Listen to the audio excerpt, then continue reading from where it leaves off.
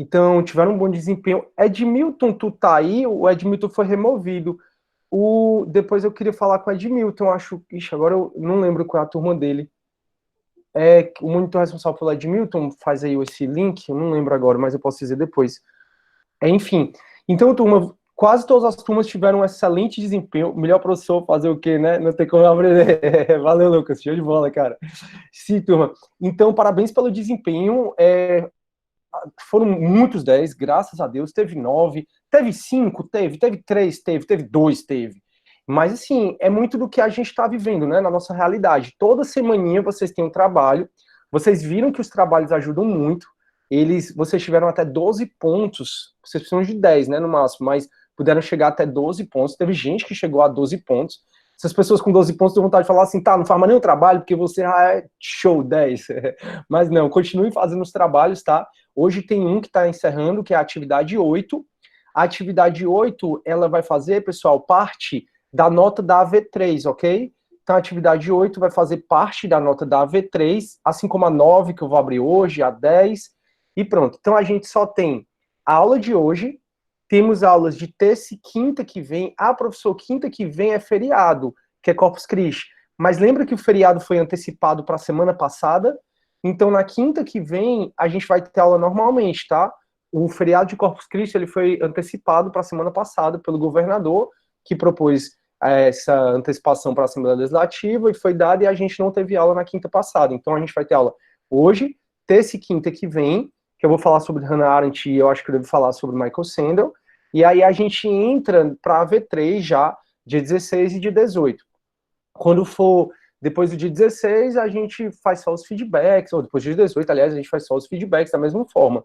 Então não deixe de entregar as atividades, faltam só mais 3, que é a 8 de hoje, a 9 e a 10, né? Acho que faltam só mais 3, então não deixe de entregar a atividade, vai fazer parte da nota da AV3, tá bom? Para a gente encerrar o semestre com tranquilidade, se Deus quiser, em agosto a gente se vê, se abraçar, vai ser melhor.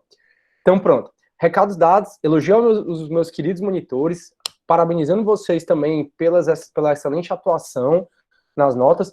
Pronto, Edmilton. Edmilton, depois fala com o Felipe, tá bom? Porque eu acho, enfim, eu depois converso contigo. Fala com o Felipe que eu quero falar contigo. Parece que hoje Maria vai com as outras, né? Vai dar certo. Então, parabéns aos monitores, parabéns aos alunos. E hoje, pessoal, é uma aula importantíssima, tá? A gente vai conversar sobre o sistema político, vai falar sobre um pouco de ciência política, vai aprender como é que... Eu acredito que isso vocês tenham visto em ciência política, mas a gente vai revisar como é que foi o surgimento do Estado Constitucional, que é o que a gente vê hoje, que é o que a gente vive hoje. Então, assim, essa briga que está tendo entre poderes, principalmente o poder executivo, representado pelo presidente da República, o Bolsonaro, e o poder judiciário, representado pelo STF, esse embate que está tendo, e aí essa questão de, quero intervenção, eu não aguento, chega. Então a gente está no Estado Constitucional hoje, está na iminência, né, até de sair desse Estado Constitucional, até porque a nossa Constituição Federal não autoriza qualquer tipo de intervenção nesse aspecto dos poderes, não existe um quarto poder moderador, existe o sistema de freios e contrapesos, que cada poder fiscaliza o outro, e cada poder é fiscalizado pelo outro.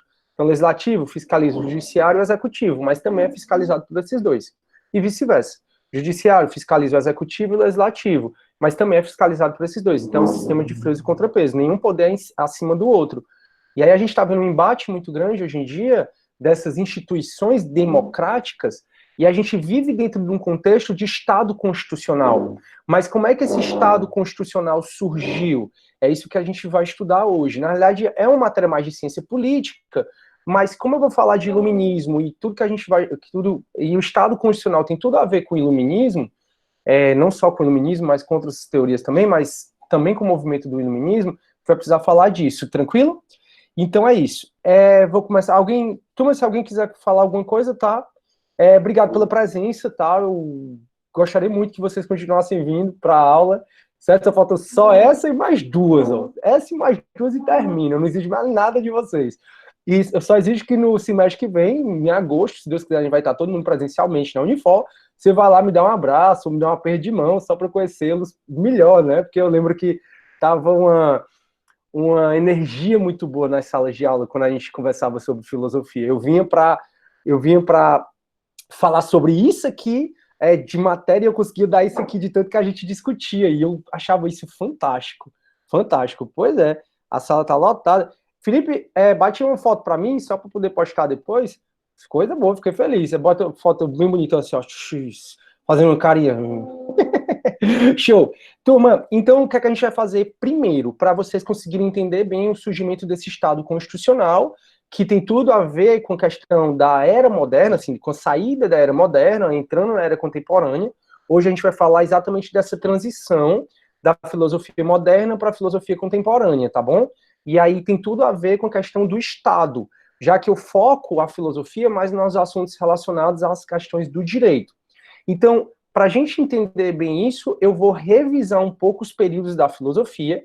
Se tem uma coisa que eu quero que vocês... professor, eu não vim para a aula, eu só estudei rapidinho para fazer a prova. Sei que isso não aconteceu, sei que isso é minoria. Mas se tem uma coisa que vocês não podem deixar de saber dessa disciplina, são esses períodos que eu vou revisar agora mais uma vez, tá bom? Esse negócio de abraçar. Enzo, você tem razão, não pode me abraçar mesmo, não, tem que ser só aqui, né? É verdade, Enzo. Obrigado aí pela correção. Ivador Alexandre. Sim, turma. Então a gente vai revisar um pouco. Eu vou voltar para aquele slide chamado pré-socráticos. Todos vocês têm no Unifor Online. E depois eu vou para outro slide, que também já está no material didático, chamado AV3, que é um slide feito por uns alunos. Eu acho que vocês notam, eu gosto muito de valorizar meus alunos, né? Eu acho meus alunos fantásticos, porque vocês me mudam bastante, eu acho muito bacana isso. E no semestre passado eu tive uma equipe, em 4 aulas, nesse momento, nas últimas 4 aulas do semestre, eram para os alunos apresentarem. Óbvio que não dá para a gente fazer isso, por isso que eu tomei a matéria toda. E aí, no semestre passado, uma das turmas da noite, uma equipe da turma da noite, fez um slide muito bacana, falando exatamente sobre essa questão do iluminismo, que é o que eu vou apresentar para vocês. Então, hoje eu vou usar 2 slides, tá? Tá no material didático, vocês podem baixar aí. Um se chama os pré-socráticos, aquele que eu sempre venho trabalhando, e o outro se chama AV3. Show! Então vamos lá, sem mais delongas, bora para a matéria que é mais interessante. Vocês viram que eu cortei o cabelo?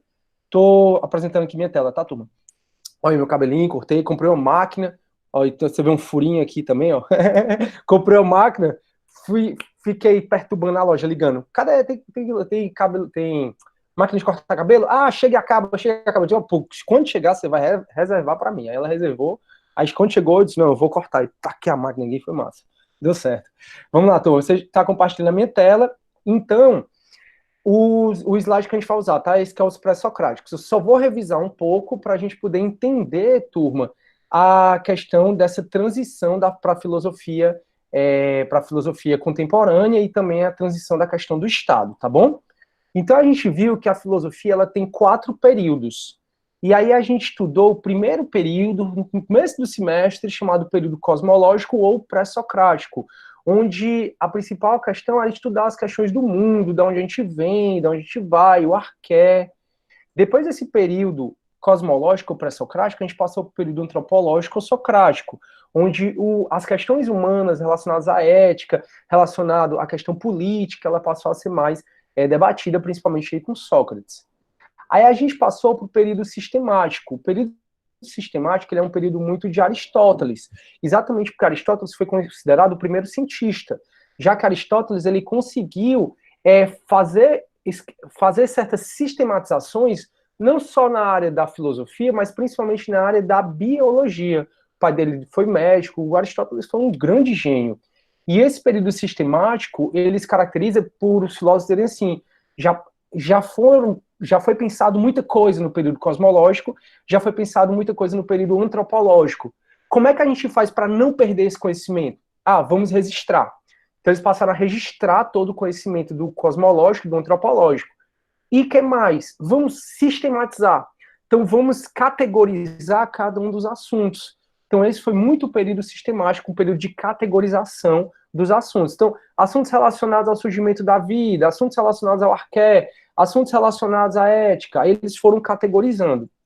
E aí a gente veio para um período de dominação de Alexandre o Grande, onde a Grécia, que sempre foi muito livre para debater o que queria, já não podia ser tão livre assim. Porque se Alexandre o Grande estava dominando tudo e era um imperador, determinava a vontade dele. Então não adiantava a gente estar discutindo aqui sobre qual é o melhor sistema de governo, sobre ética, se o que vai valer é o que Alexandre o Grande manda. Então surgiu um período de muita tristeza, e aí nesse período de muita tristeza, acho que toda intervenção absolutista, digamos assim, toda intervenção de uma tirania, a forma deturpada do poder, toda intervenção de uma tirania, né, é muito complicado. Então deixa as pessoas muito tristes. Imagine hoje se voltasse a ter uma ditadura. Imagine se você ia poder ser feliz como você era ou entendeu? Eu acho que é mais delicado. Então, nesse período helenístico ou greco-romano, foi um período, turma, onde não se podia mais discutir tantas coisas sobre política, e eles passaram, nesse movimento mais de tristeza, a discutir a felicidade, a busca da paz de espírito, a chamada ataraxia. E todos esses componentes aqui, esses 4 períodos, é o da filosofia da antiguidade. Então aqui foi a filosofia da antiguidade. Agora, no primeiro século ao sétimo século, né, que foi aí o período que Jesus Cristo nasceu, no século I depois de Cristo, Jesus Cristo nasceu, Jesus Cristo viveu, Jesus Cristo teve vários apóstolos, e Jesus Cristo conseguiu propagar, projetar toda a religião, digamos assim, todos os pensamentos dele, ou pelo menos a maioria, até hoje. E aí foi que foi cada vez mais vinda a influência da igreja, do catolicismo, onde a gente chega na filosofia medieval. Essa filosofia medieval, como vocês sabem, foi um período de grande influência da Igreja Católica, de grande influência mesmo. E foi do século VII ao século XIV, onde a gente sempre conversava sobre isso. Sai o homem do pedestal, sai o homem do centro das discussões, e tudo tinha que ser girado, tudo tinha que ser discutido, tudo girava na forma de Deus. Então, nada podia ir contra aos preceitos da religião, aos preceitos de Deus. Deus era um só. Lembrem que o próprio Império Romano, no ano 383, ele autorizou, no Edito de Milão, ele autorizou o culto católico. Depois veio o Edito da Tessalônica, que transformou o Império Romano em Império Cristão, e isso influenciou toda a nossa vida até hoje, né? Desde que o Império Romano virou cristão. Deixou de ter vários deuses para ter um Deus. Então, por exemplo, eu estou assistindo o Last Kingdom, lá do Netflix, e fica lá os daneses falando que são deuses, e ficam os saxões, lá da Inglaterra, falando que eles são cristãos. Então é um deus. Então uns têm deuses e outros têm Deus. Então isso influenciou muito, inclusive até essa chegada grande, essa influência grande que a Igreja Católica teve nessa questão da filosofia medieval. E qual foi o sistema econômico aqui dessa filosofia medieval? Aqui foi muita questão do senhor feudal. Deixa eu só aceitar alguém aqui, turma. Aqui foi muita questão, turma, do senhor feudal. Então, era a relação de servidão, do vassalo, do senhor feudal. E era uma relação, turma, onde não se tinha tanta troca comercial. Então, lembre dos feudos, a gente conversou sobre isso, eram como se fossem castelos enclausurados, e esses castelos, que era, na realidade, o feudo, esse lote de terra, né, que eram os feudos, eles autossupriam, não tinha tanta troca comercial com outros feudos. Acontece que surgiu uma categoria, né, e isso eu já estou caminhando lá para o século XIV, chamada burguesia. E a burguesia queria o quê? Quer dinheiro, quer troca comercial, quer fortalecer o comércio. E nesse aspecto, a burguesia ela deu muito poder ao rei. Daí foi onde surge a Era Moderna com os estados absolutistas.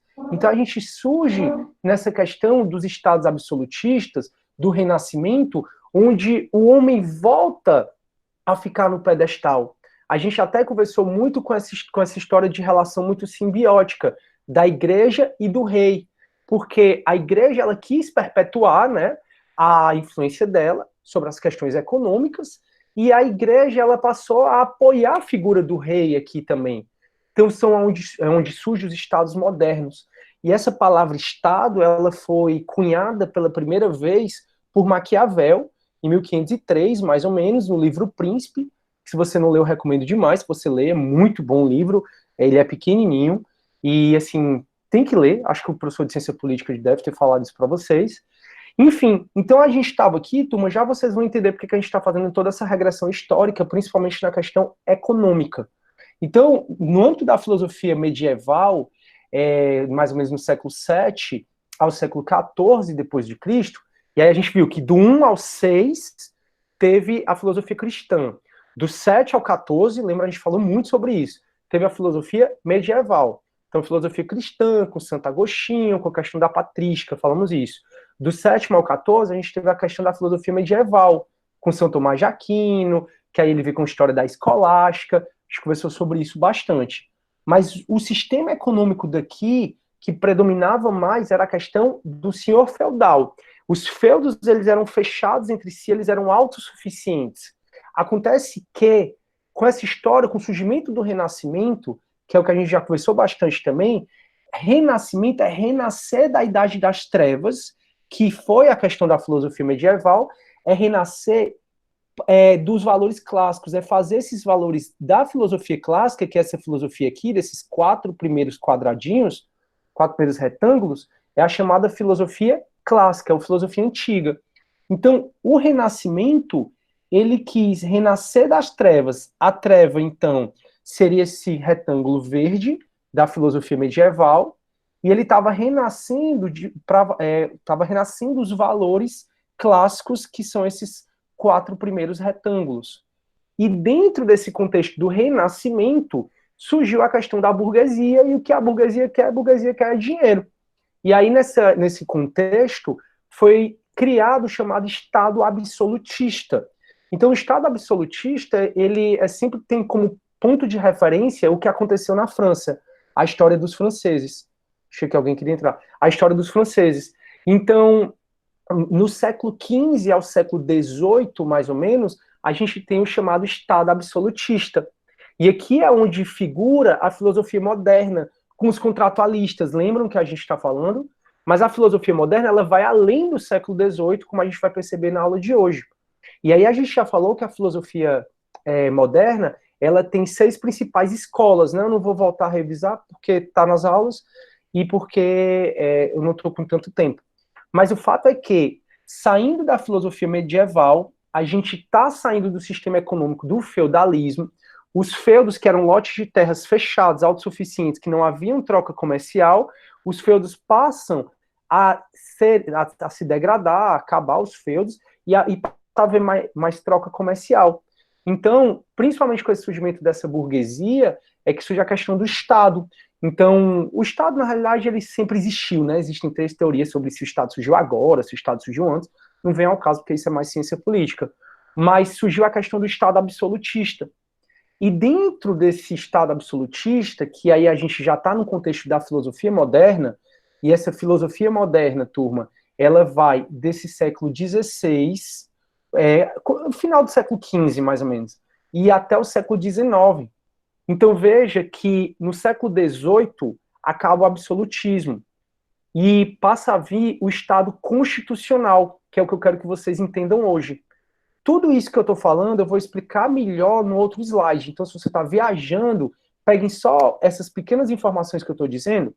No quadradinho verde da filosofia medieval, a gente tinha aqui o feudalismo e a gente tinha os feudos fechados.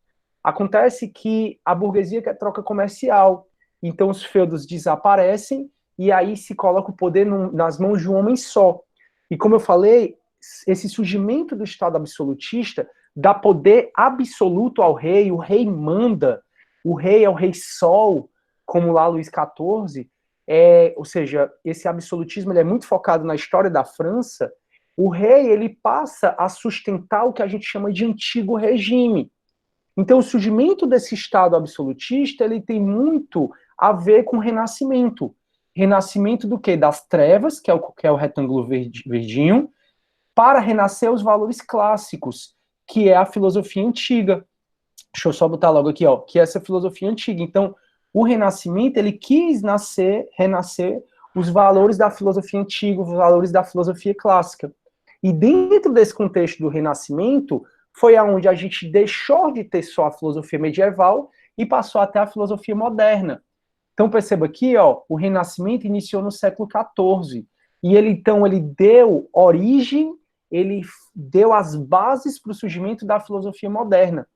E na filosofia moderna, o que a gente vem estudando, que é a principal questão, são os contratualistas, ou seja, a filosofia política. Então, a filosofia moderna, ela tem várias divisões, a gente estudou 6 principais escolas, e a principal escola que a gente vem estudando se chama filosofia política. A filosofia política é a que estuda, turma, as questões relacionadas ao Estado. Daí porque a Bianquinha foi lá e apresentou Thomas Hobbes, lembram do Leviatã? Veio a Manu e falou de John Locke, depois veio o Felipe e ele falou de Rousseau. E a gente viu e reviu várias vezes que cada um desses pensa uma coisa diferente sobre propriedade privada, sobre o estado de natureza, o homem no estado de natureza, e cada um desses pensa diferente sobre como deveria ser o poder. Então a gente está estudando bastante essa questão da filosofia política. E a nossa prova, a AV3, ela vai ser toda focada, isso é um presentão que eu vou dar para vocês, tá bom? A nossa AV3, ela é para ser cumulativa a matéria. Só que eu vou cobrar na AV3 tão somente os contratualistas. Ou seja, dentro da filosofia moderna, dentro de todo esse arcabouço, né, da filosofia moderna, que tem várias escolas, eu vou estudar só uma escola, a gente vai cobrar só uma escola, que é a filosofia política, e dentro da filosofia política, os contratualistas que a gente vem estudando. Então é isso que vai cair na prova de vocês. Vai cair Hobbes, vai cair Locke e vai cair Rousseau. É isso que vai cair. E esse contextozinho que a gente está conversando agora, tá? Que eu ainda estou na filosofia moderna, e a gente vai caminhar na aula de hoje para a filosofia contemporânea. Então, turma, a gente sai do sistema feudal e com esse renascimento, a gente surge o Estado absolutista. E no Estado absolutista, o rei manda, isso vai ficar mais claro no próximo slide que eu vou mostrar para vocês, é o rei que manda, é o rei que é chamado nessa época de antigo, nessa época não, é chamado depois de antigo regime, uma sociedade estamental. Só que surge o que a gente vai conversar bastante hoje, o chamado quê? Iluminismo. O iluminismo, ele, digamos assim, é uma acentuação do renascimento. Então, o iluminismo, ele acentua muito mais as questões do renascimento. Então, o iluminismo, ele traz o século da razão e ele diz, olha, não é racional a gente dar poder a uma pessoa só.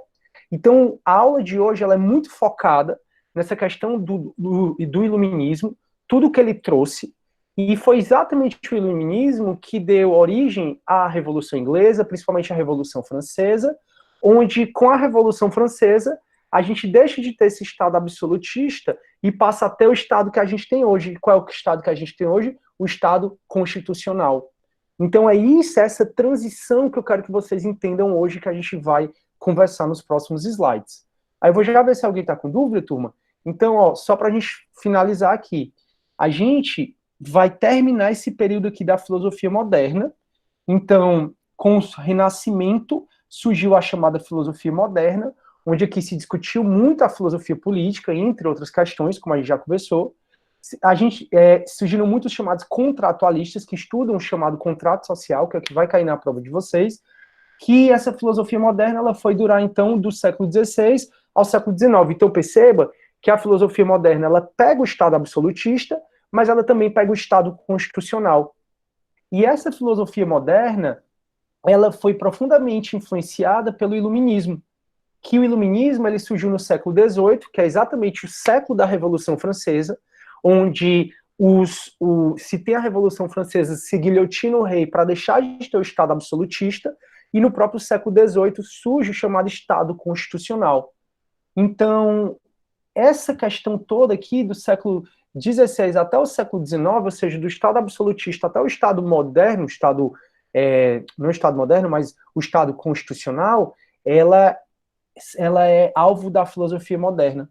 E aí depois, quando vem desse Estado constitucional, a gente vai deixando os valores da era moderna, dessa era mais absolutista que tinha no passado, e surge a chamada filosofia contemporânea, que surgiu mais ou menos na metade do século XIX até hoje. Então hoje o que é que a gente vive? A filosofia contemporânea. Que aí a filosofia contemporânea eu vou estudar com vocês na próxima aula. Então a gente tem filósofos contemporâneos incríveis. Eu vou dar um patamar histórico para vocês sobre a filosofia contemporânea, a gente vai conversar rapidamente sobre os principais filósofos, e aí eu quero falar para vocês também de Hannah Arendt, e se der tempo um pouco sobre o Michael Sandel. O que não der tempo, não tem problema, porque aí vocês vão estudar um pouco mais na filosofia do direito, né, que é uma disciplina aí do terceiro semestre.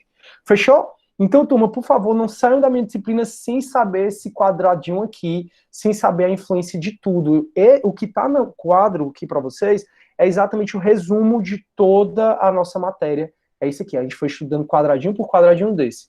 Aula de hoje, a gente vai estudar um pouco mais o iluminismo, falando da influência dele na filosofia moderna, onde, por conta do iluminismo e outros fatores, obviamente, vai terminando o Estado absolutista e vai surgindo o chamado Estado constitucional, que é o que a gente vive até hoje. Então, se encerra a era moderna, se encerra a filosofia moderna no século XIX, aí surgem as grandes guerras, né? Então, como surgem as grandes guerras, então se muda totalmente esse pensamento que se teve na filosofia moderna, não totalmente, mas se muda bastante, e passa-se então a falar da filosofia contemporânea, que é o que a gente vive hoje, e aí a gente vai encerrando a nossa matéria. Beleza? Deixa eu ver o que é que vocês estão escrevendo para mim. Prof, indo trabalhar, posso ver salão? Já responderam, obrigado, ele posta no YouTube. Os monitores mandam um link, Isaac Barbosa, show. Professor, o senhor também dá aula de filosofia do direito? Só geral, Lucas, só geral. Eu, por enquanto, não dou aula de filosofia do direito, não. Seria um prazer, mas aí depende mais da coordenação. Beleza, mas tem professores muito bons, certo, Lucas? Tem o professor Daniel Camusso, ele é um excelente professor Daniel Camusso, ele é muito bom mesmo, de filosofia do direito. Não estou lembrando outros, acho que talvez a professora Sandra Helena, mas, sim, tem professores muito bons. Geralmente a Unifor tem professores muito bons, vocês devem estar vendo aí nesse primeiro semestre. Show, vou sugerir a coordenação. Comédia, 3 alunos não existem. Beleza? Então, turma, eu vou começar agora para o outro slide, se chama, tá no material didático, se chama AV3, tá? Tá em material didático. Beleza. E o slide é esse. Eu gosto, pessoal, como eu falei para vocês, de valorizar muito meus alunos. E, assim, essa apresentação tá aqui, são esses alunos, talvez vocês conheçam alguém, Areta, Caroline, eles estão hoje no segundo semestre. Samar, Iago, e eles tiveram um zelo muito grande. A apresentação deles teve vídeo, eles fizeram marca-texto. É uma coisa, pessoal, que marca. Quando você se dedica, porque às vezes a gente vai fazer o trabalho, né, em equipe, aí fica como aqueles memes que colocam na internet, o trabalho fica todo, uma parte o cavalo bonitinho, outra parte feio, outra parte horroroso. E, enfim, eles aqui se dedicaram e fizeram uma apresentação que marcaram. Tanto me marcou que o que eu vou apresentar para vocês hoje é o slide que eles fizeram. Obviamente, eu pedi a autorização, eles me mandaram por e-mail o slide deles e, assim, é para valorizar, dizendo que o aluno ele faz muita coisa boa. E ele traz logo o impressionismo. Ó, eles começam falando do iluminismo com arte, uma arte impressionista aqui. Então, eu achei incrível. E, então, a razão da gente estar estudando os slides dele é para vocês conhecerem um pouco mais o iluminismo e o que o iluminismo veio influenciando na filosofia. Foi por conta do iluminismo que, também outros fatores, mas também por conta do iluminismo, que se teve a Revolução Francesa, onde teve o fim do Estado absolutista, que a gente já viu com Hobbes, para Hobbes era o melhor, que é a história do Leviatã, e foi o fim do Estado absolutista com o surgimento do Estado constitucional, que é o que a gente vive até hoje, e é o que a gente está vendo aí ameaçado, né, o Estado constitucional, muito por conta dessa briga política que está havendo. Mas bora para frente. Então, o iluminismo, turma. Contexto histórico. O iluminismo, turma, ele veio muito como a questão da ideia, né, de iluminar as trevas, iluminar pensamentos ruins. Lembrem que a Igreja Católica, ela, da filosofia medieval para a filosofia moderna, a Igreja Católica ela se reinventou muito exatamente para ter muita relação com o Estado, era o Estado simbiótico. Então a Igreja Católica fazia todo um cenário para o padre, ou sacerdote, ou bispo, representante de Deus na terra, coroar o rei, porque o rei é Deus na terra. Então a vontade do rei é a vontade de Deus. Então lembrem que até o século XVIII existia muito essa questão religiosa, uma relação simbiótica da religião com o Estado. Então, o Estado, quando a Igreja Católica, para ficar no poder, para sustentar o Estado, ela dava poder para o rei, era um poder absoluto, daí porque é Estado absolutista. E o que mais marca, uma das frases que mais marca esse Estado absolutista era um rei que ele era super. Dizem os historiadores que ele era bem afeminado, bem extravagante, que é nada contra, obviamente. Você pode ser o que você quiser, desde que você seja feliz. Felicidade é o que mais importa, gratidão é o que mais importa, mas é porque eu acho engraçado, não sei porquê. E é esse cara aqui chamado Luís, que ele foi o Luís XIV, e ele dizia assim: Lestat Samoa. Lembre que a questão do Estado absolutista, eu já falei isso algumas vezes, ela é muita referência na família, na França, por isso que tem lá a dinastia dos Bourbons, você deve lembrar isso na parte de história. Então, tudo que a gente está conversando aqui, o parâmetro é a França. E nessa época do Estado absolutista, nessa época onde a Igreja Católica ela tinha grande influência no Estado, uma coisa que muito representa o Estado absolutista é essa frase de Luís XIV, Lestat Samoa, ou seja, o Estado sou eu mando, eu faço tudo. Então era como se, por exemplo, o Bolsonaro hoje dissesse assim, o Estado sou eu mando, eu faço tudo. Aí surge, volta a ter um Estado absolutista. Então o iluminismo, ele quis ir de encontro a essa história. Para o iluminismo, ele disse assim, olha, não é racional a gente dar tanto poder na mão de um homem só. Não é racional a gente ter uma sociedade totalmente estamentada, parada, como vocês vão perceber aqui.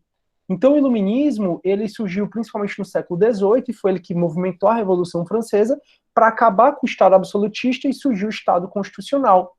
Ele também é contra essa questão desse poder da igreja. Então, por conta do iluminismo, acabou-se o absolutismo, volto a falar, principalmente na França, acabou-se essa influência tão grande da igreja, houve a separação das questões do Estado, da igreja, ou seja, o Brasil hoje é um Estado laico, decorrência do iluminismo, porque o Brasil não era um Estado laico, principalmente quando era colônia, por exemplo, de Portugal, o Brasil não era um Estado laico. O Brasil, antigamente, ele era um Estado que a igreja tinha muita influência, e hoje ele é laico porque existe essa separação do Estado da igreja. Então, essa separação, essa questão do Estado laico, ela surgiu muito por conta do iluminismo. Olha como o iluminismo afeta a gente, tudo afeta tudo. Então, foi uma transição filosófica por conta do iluminismo. Então, a gente tem essa mudança de Estado, do Estado absolutista para o Estado constitucional. Então, é onde sai da filosofia medieval, passa-se para a filosofia moderna, a filosofia moderna traz isso, e por conta do iluminismo, ele traz a transição da filosofia moderna com a chamada filosofia contemporânea. Por isso que é uma transição filosófica. O iluminismo, ele é a transição da filosofia moderna para a contemporânea. E por conta do iluminismo, houve, como vocês vão perceber aqui, várias mudanças sociais, políticas e religiosas.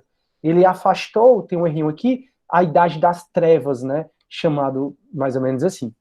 Então, o que acontecia, turma? Até o surgimento do iluminismo no século XVIII, ou seja, a gente pode falar que no século XVI, principalmente, XVI, XVII, XVIII, o poder da igreja era muito grande. E a igreja tinha esse poder grande porque ela influenciava não só um controle político, mas ela também controlava, aspas, o rei. Ela, por exemplo, nesse seriado que eu que eu estou vendo, de Last Kingdom, né? Que é um dos seriados mais vistos da Netflix, eu acho ok, não acho, mas eu tô terminando a última temporada. Todo rei se diz reis cristãos, ele fica, todo rei assim, né, o rei lá de Wessex, ele é um rei cristão, e aí ele fica pedindo a Deus orientação, e ele tem como conselheiro sempre um padre, o que mostra a influência grande da igreja em relação às questões políticas. Então a igreja tinha sim um controle político, porque as pessoas deveriam seguir os dogmas e crenças da igreja, ela controlava o comportamento social da época, a igreja tinha também controle sobre o rei, já que a igreja dizia que o rei era representante de Deus na terra, ou seja, a igreja ajudava a sustentar o rei, por consequência, ajudava a sustentar a igreja. E a igreja católica, ela tinha também grande influência na lei, uma lei que era na visão bíblica, né, na visão que a igreja colocava, as leis eram imutáveis, era uma ordem natural, ou seja, é natural, Deus, a vontade de Deus é que aquele rei seja rei, que aquele nobre seja nobre. Então vocês que são pobres, fiquem aí e não se revoltem por serem pobres, porque essa é a vontade de Deus. Então, a igreja, ela tinha influência sobre todas essas questões políticas, todas essas questões sociais, comportamentais. Era a igreja que sustentava muito essa questão do Estado absolutista. Mas aí, turma, surge o iluminismo, que vai exatamente contra a esse chamado antigo regime que era sustentado pelo Estado absolutista. É óbvio, pessoal, e a gente está falando do século XVI, XVII, até o século XVIII, quando surge a Revolução Francesa. Nessa época eles não se chamavam de antigo regime, mas estudiosos que vieram depois falaram que esse sistema político, esse sistema econômico do Estado absolutista é o antigo regime. E como era esse antigo regime? Esse antigo regime dava o quê? Poder absoluto ao rei. E a igreja sustentava muito isso. E o antigo regime tinha uma sociedade totalmente estamental. Ou seja, tinha os pobres, que eram muitos, tinha os burgueses, que assim não eram tão privilegiados ainda, tinha os nobres, que aí eram muitos privilegiados, e depois tinha o rei, a figura do rei, e tinha também a questão dos padres, das pessoas religiosas.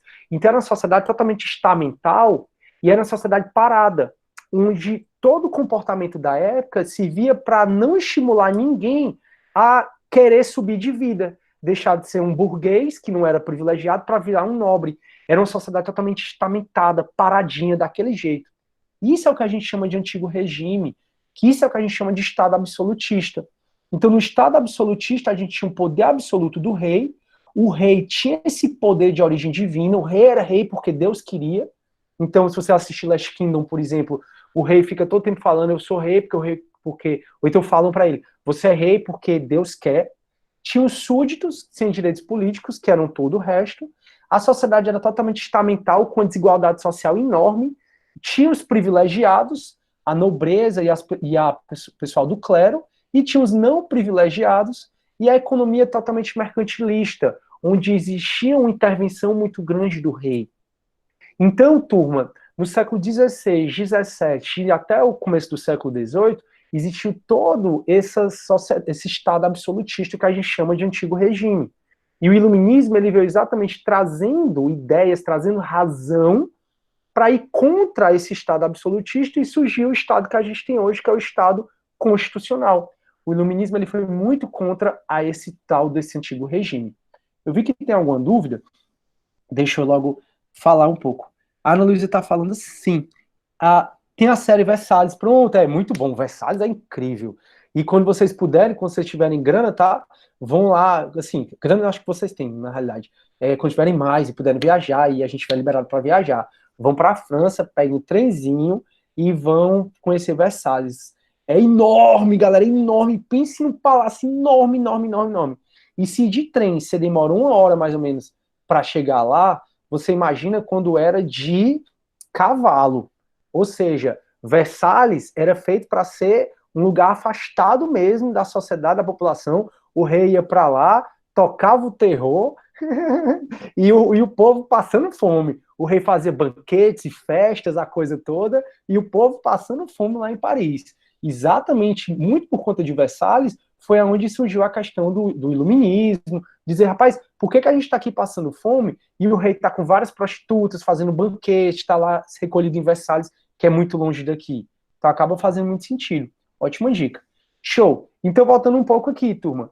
Então, o iluminismo ele foi exatamente contra a toda essa questão desse Estado absolutista. Então, para falar dessas transições filosóficas, teve o Renascimento, e o Renascimento ele foi a transição da filosofia medieval para a filosofia moderna. E teve o Iluminismo.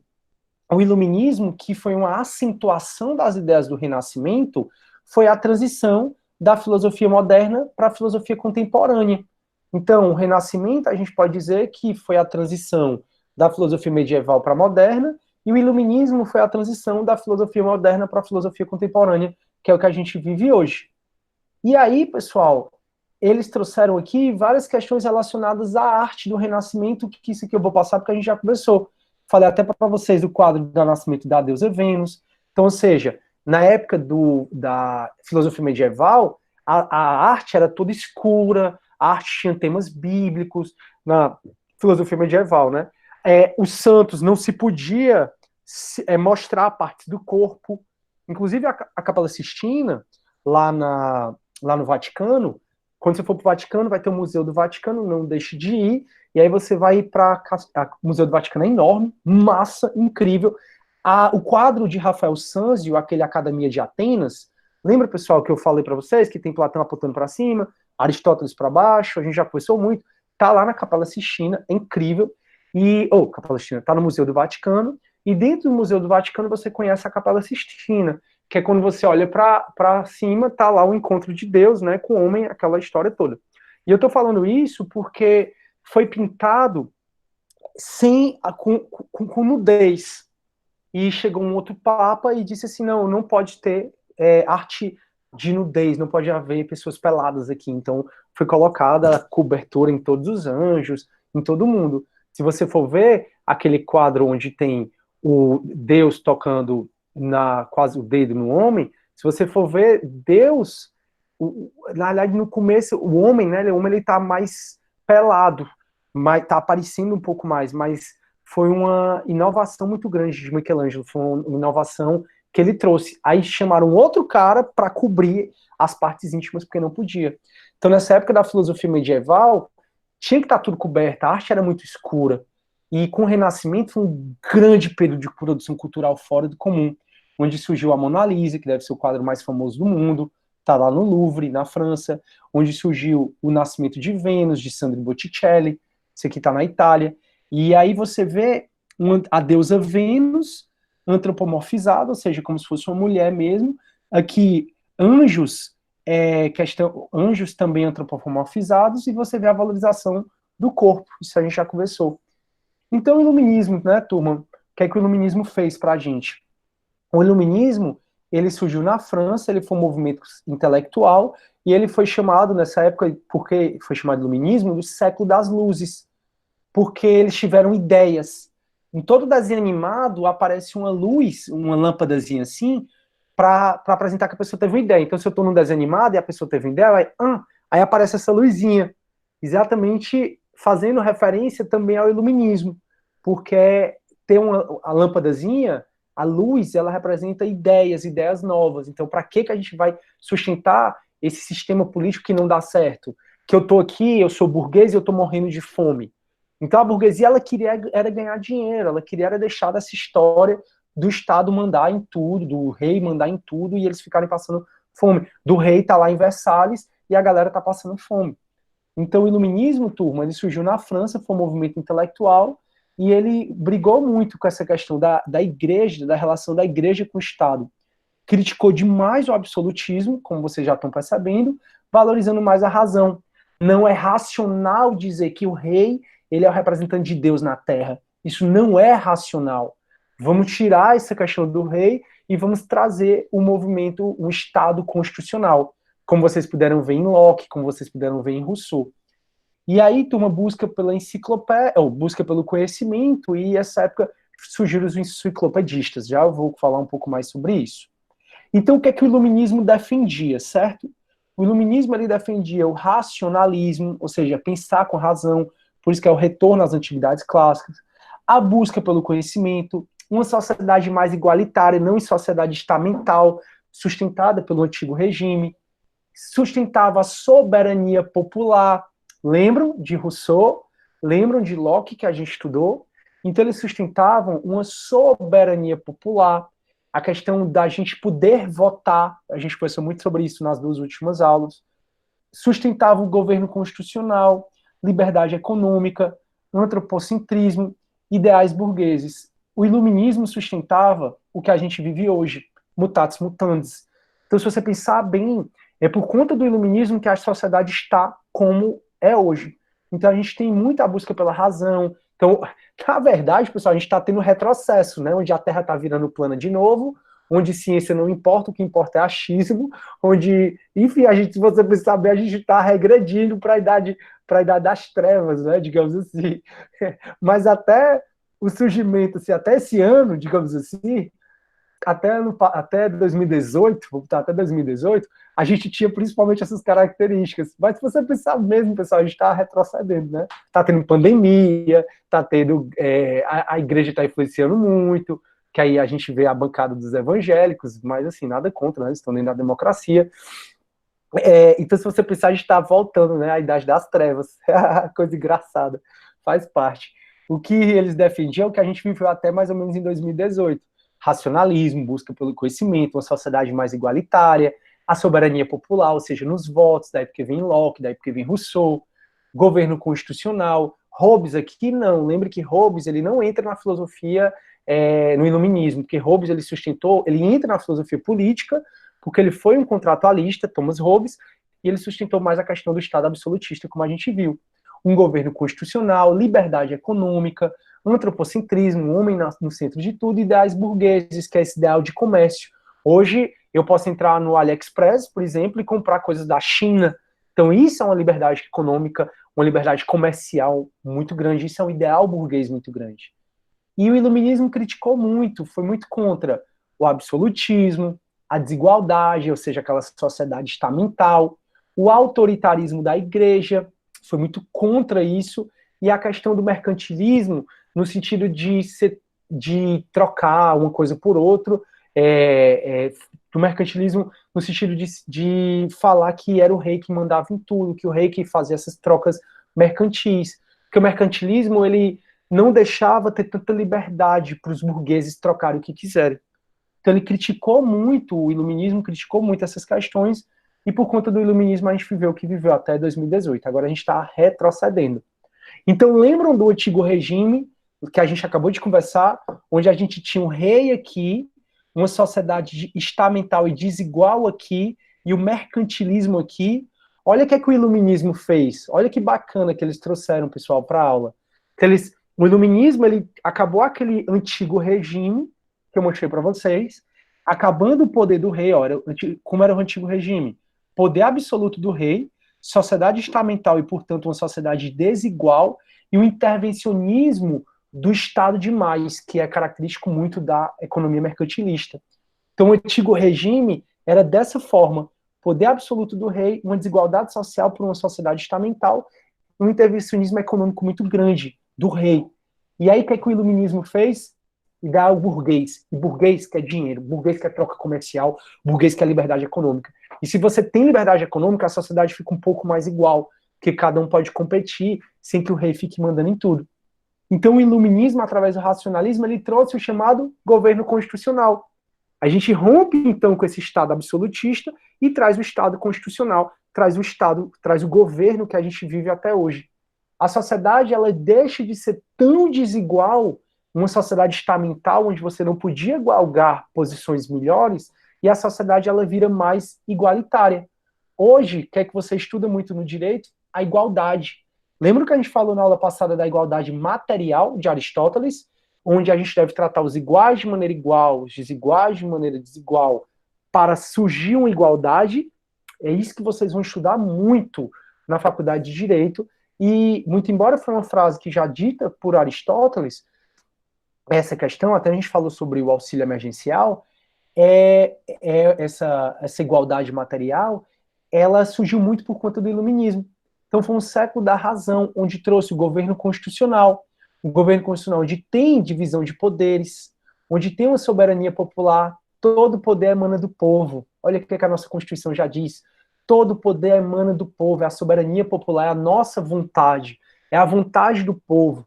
Então tudo que está acontecendo é muito por pessoas que nós, o povo, elegeu. Então Bolsonaro, ele está nos representando porque ele foi eleito democraticamente. Os deputados federais, os senadores, estão lá fazendo o que eles estão fazendo porque nós elegemos. Então, quando a gente diz, só tem ladrão, na verdade foi a gente que colocou esse ladrão lá. Ele está roubando. Então, a gente está agora com inquéritos, né, em relação ao governo do Rio de Janeiro.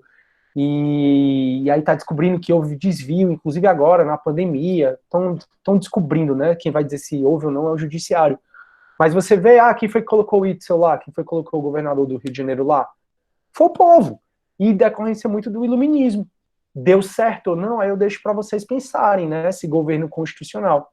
Então, esse governo constitucional, ele traz a divisão dos poderes, hoje ameaçada muito por esse embate que está tendo do poder executivo, legislativo e judiciário, traz a soberania popular, que a gente é feito principalmente por conta do voto, não só por conta do voto, mas principalmente por conta do voto, tenta trazer uma sociedade mais igualitária, com ensino gratuito. Então você vê que tem escolas de ensino fundamental, médio, escolas de ensino superior, gratuitas, tenta trazer mais igualdade em relação ao antigo regime e traz uma economia menos intervencionista. Tanto é que a gente está num governo de direita e o Guedes fica todo o tempo falando o quê? Em liberal, em diminuir o Estado. O Guedes fica falando, o Estado está muito inchado, a gente tem que intervir menos na economia. Então, quando o Guedes fala isso, é exatamente nessa questão da economia liberal. O Guedes, ele é o nosso ministro da Economia, como eu acho que vocês sabem. Então, a economia é mais liberal, tem mais livre concorrência. Se você quiser abrir hoje uma empresa para concorrer com outra, não tem problema. Óbvio que tem algumas leis que regulamentam essa abertura do comércio, mas não é uma coisa que vai te impedir de concorrer. Por exemplo, começou... Eu vou falar de doce, né, obviamente, porque eu adoro doce. Acho que todo mundo. Eu tô aqui passando mal, porque eu tô, pelo menos, tentando evitar comer doce, mas tá quase impossível. Deus tá vendo tudo. E o fato é que surgiu, por exemplo, a Empório Brownie. E aí, da Empório Brownie, surgiu, lá vai a Sucre, surgiu... Então, quando começa a surgir uma coisa que dá certo, aqueles picolés da paleta, surgiu uma loja, aí começou a dar certo, aí outro já montou, e outro já montou. Quando você vê, a concorrência tá enorme. Isso é muito fruto dessa economia liberal que a gente vive hoje. Então, tudo que a gente vive hoje, onde a gente está imerso, é muito do que aconteceu no século XVIII, que foi exatamente a Revolução Francesa, essa quebra do antigo regime, para o surgimento desse novo regime, digamos hoje. Então, o que a gente vive, turma, está aqui no quadro. A gente tenta viver uma sociedade mais igualitária, está cada vez mais desigual, e essa pandemia vai aumentar a desigualdade, mas quando compara com o Estado absolutista, não é uma sociedade tão desigual assim, tudo é referência, né? Então a gente tenta viver uma sociedade mais igualitária, a gente tem um governo constitucional que está bem ameaçado, e a gente tem uma economia liberal. Olha aqui que legal, é o que a gente vive hoje, ou viveu até 2018, né? Ninguém sabe. Enfim, deixa eu ver aqui. Ah, vocês estão falando, ó, pessoal, desculpa, eu não vi que tinha essa ruma de mensagem. Ah, não, aqui é só mensagem, João Vitor. Aqui é só vocês, né? Ninguém tá falando, não. Pronto. Tô já acabando, tá, turma? Então, eles falaram aqui do mito da caverna, mas isso aí foi só mais uma forma de crítica, né? A gente já falou sobre isso. Arte no iluminismo é muito focado na arte renascentista, então isso também a gente já conversou. E o que é que eu quero? Eu sei que eu vou passar um pouquinho, tá, turma, da aula, quem precisar sair pode assistir o final depois. Deixa eu ver quantos minutos está de gravação para você pegar. Não tem quantos minutos está de gravação. Enfim. Mas o que eu quero que você saiba, quais foram os principais filósofos iluministas, certo? Quando a gente fala de iluminismo, quais foram os principais filósofos que a gente pode dizer assim, bom, esse aqui foi um filósofo iluminista. Ou porque ele foi um precursor, como foi o caso de Locke e Descartes, ou porque ele foi um precursor do iluminismo, ou porque ele foi um filósofo iluminista. Então, esses filósofos você vai estudar melhor em filosofia do direito, tá? A filosofia do direito é massa, porque aqui essa filosofia geral, que também é muito legal na nossa matéria, a gente fala mais sobre a história da filosofia, né?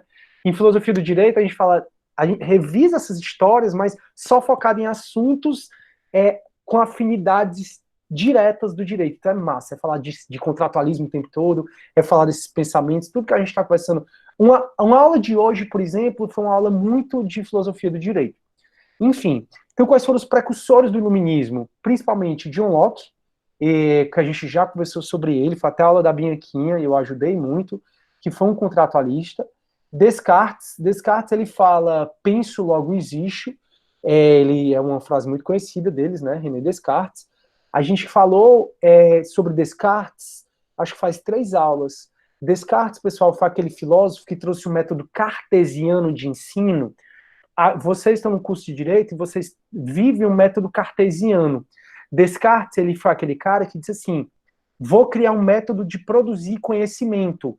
E esse método de produzir conhecimento para Descartes era assim, vou estudar as partes para depois entender melhor o todo. Então, por isso que para o semestre você vai estudar uma parte do direito chamado direito penal, depois uma parte do direito chamado direito civil, depois outra parte do direito constitucional. Então, cada semestre você vai estudando uma partezinha do direito, porque esse é o método cartesiano de ensino, estudar a partezinha para depois você entender o todo, já que o direito é uma coisa só. Então, vocês estão imersos no currículo do direito de Descartes, que foi pensado por Descartes. Um método científico, um método de produzir conhecimento, onde pensar no menor, pensar na parte, para depois entender melhor o todo. A medicina ela já não está mais nesse sistema cartesiano, a medicina ela já está tentando entender o ser humano de maneira holística.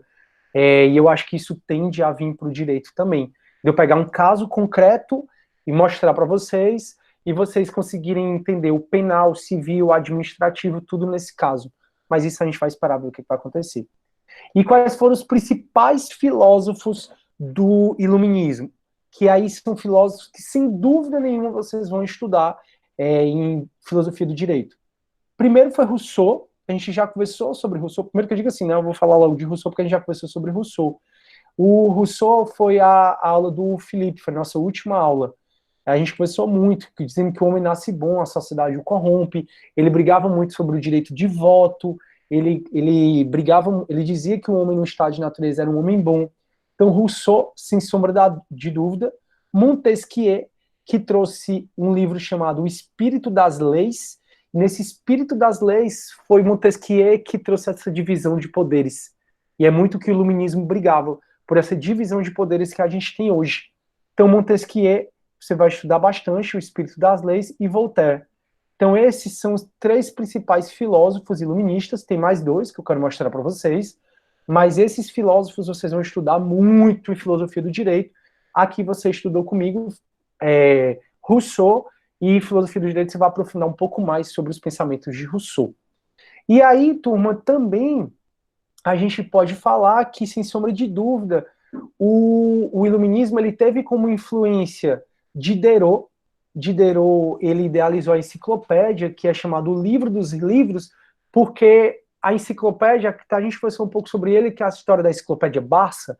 Eu, quando era bem novinho, eu ia fazer trabalho do colégio da primeira série, que hoje é primeiro ano, eu acho, ou que é a primeira série, aí eu tinha que pegar a enciclopédia. Exatamente, foi Diderot que criou primeiro a enciclopédia, as enciclopédias que a gente tem hoje, a muito famosa ficou o Barça. Hoje você vai fazer um trabalho para o Google, mas antigamente era para as enciclopédias. E quem fez a primeira enciclopédia, reunindo todos os conhecimentos, a primeira enciclopédia moderna, digamos assim, foi Diderot. E Diderot, ele criou essa enciclopédia, reunindo todos os conhecimentos, por isso que a enciclopédia era chamada o Livro dos Livros. E também o iluminismo teve muita influência de Adam Smith, é outro cara que é muito estudado na economia. Você vai estudar, talvez, eu não sei, mas provavelmente você estuda ele em também filosofia do direito. E aí, turma, eles vão acabando, né, influência dos movimentos, né, o iluminismo, ele influenciou muito a Revolução Francesa, que é o que dá pra gente hoje liberdade de expressão e pensamento, liberdade religiosa, igualdade de direitos, eleições livres. Tudo isso, então, foi muito decorrência do iluminismo e que deu origem à Revolução Francesa. Então, direitos que a gente exerce hoje, que são esses aqui, são direitos decorrentes dessa questão do iluminismo. E aí eles finalizaram fazendo uma reflexão crítica no mundo atual, né, sobre o Brasil, as revoluções que tem hoje no Brasil, no Chile, na Bolívia, no mundo todo, né, muito ainda influenciadas por ideais iluministas. E aí, galera, como é que vocês estão? Professor, tiveram algumas dúvidas aqui que eu acho que o seu chat pulou. Eu posso dizer aqui para o senhor? Por favor. Aqui do Gabriel Lima, é uma questão de processo penal. O professor, o inquérito do ministro Alexandre de Moraes, das fake news, seria ilegal, já que ele é, ao mesmo tempo, investigador, acusador, juiz e até uma possível vítima? Pronto, posso responder? Pode. Aí depois fala outra, show. Gabriel, parabéns pela pergunta. Amo. Pessoal, vocês não têm noção, eu fico todo arrepiado, é porque não dá para vocês verem. Nem se eu tivesse em sala daria. Mas eu fico todo arrepiado. Quando o aluno ele consegue fazer uma relação da matéria com o que está acontecendo hoje. Então, acho muito legal quando vocês perguntam para mim, os professores são muito atualizados, né? Eu acho que vocês notam que nós, professores, nós somos muito atualizados, e eu acho que vocês estão criando esse hábito de se atualizar muito, tanto é que veio essa pergunta do Gabriel. E é muito legal quando você consegue, você está aprendendo direito e pegar o que está acontecendo na prática e tentar aplicar o conhecimento. Gabriel, esse inquérito ele não é ilegal, cara. Eu vou te dizer por quê. Porque existe uma lei que é a LOMAN, Lei Orgânica da Magistratura. Toda vida que num crime tem magistrado, que são juízes, desembargadores, ministros do STF, tem magistrados envolvidos, esse inquérito ele é sigiloso, e é um inquérito que deve ser tocado pelo judiciário. Então, seja um juiz como vítima, seja um juiz como suposto criminoso, quem vai tocar para frente esse inquérito é o judiciário. Por exemplo, acho que vocês devem estar tendo aula, desculpa, com o professor Klein. O professor Klein é juiz de direito, da quarta vara do júri. O professor Klein é um cara fantástico, íntegro. Vamos supor que o professor Klein vai ser investigado, porque supostamente cometeu um crime, ou cometeram um crime contra ele. Quem vai investigar esse crime é o TJ, quem vai fazer esse inquérito é o TJ, que é o Tribunal de Justiça do Ceará, no qual eu sou servidor e no qual o professor Klein ele é juiz. Então, como o inquérito das fake news ataca o Supremo, é o Supremo que está investigando. Então, não é ilegal porque existem essas leis que amparam. Tranquilo? Manda outra. Se tiver mais dúvida, Gabriel, é só colocar aqui. A última foi a da Ana Luísa. Ana Luísa Salles. Professor, o Luiz XIV, foi ele que mandou construir o Palácio de Versalhes?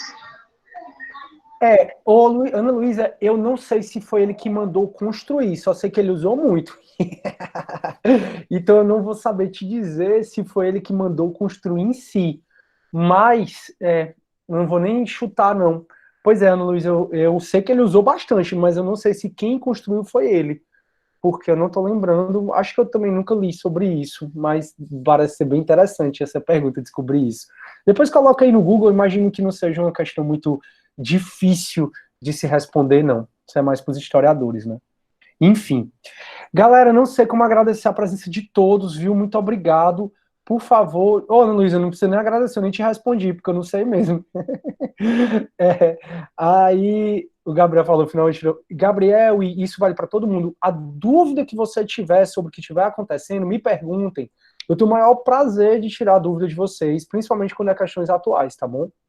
Turma, deixa eu pedir outra coisa, por favor, venham para a aula de terça e quinta que vem, terça e quinta, e tá acabando, e eu tenho certeza que todo mundo vai tirar 10 na AV3, fechou? A AV3 só contratualismo, beleza? Vou colocar essa aula no YouTube, fiquem com Deus, galera, obrigado por tudo, um beijão para todos, obrigado aos meus monitores mais uma vez.